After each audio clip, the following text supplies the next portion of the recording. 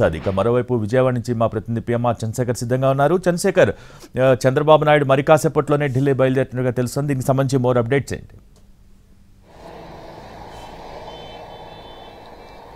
మరి కాసేపట్లో చంద్రబాబు నాయుడు ఢిల్లీకి వెళుతున్నారు. ఈ రోజు రాత్రి 9 గంటలకు అమిత్ షాతో భేటీ అవుతారని కూడా టీడీపీ వర్గాల నుంచి అలాగే రాజకీయ వర్గాల్లో నుంచి మనకు అందుతున్న సమాచారం మేరకు తెలుస్తుంది. ప్రధానంగా చూసుకుంటూ ఉంటే పొత్తులకు సంబంధించిన వ్యవహారం మీద, ఎన్డీఏలో చేరికకు సంబంధించిన ఎపిసోడ్ మీద దాదాపు ఒక క్లారిటీకి వచ్చేసినట్టుగానే కనిపిస్తుంది.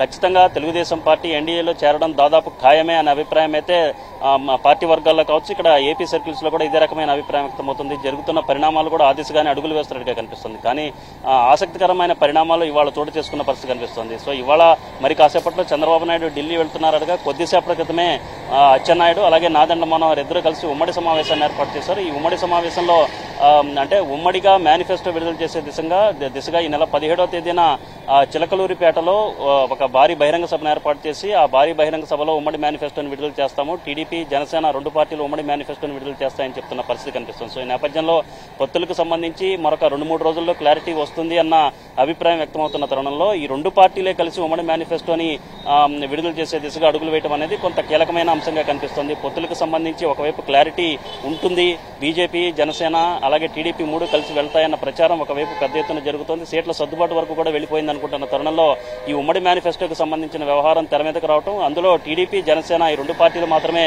కలిసి ఉమ్మడి మేనిఫెస్టోని విడుదల చేయడం అనేది కొంత ఆసక్తికరమైన పరిణామంగా కనిపిస్తోంది. భోగి. Thank you Chandrasekhar.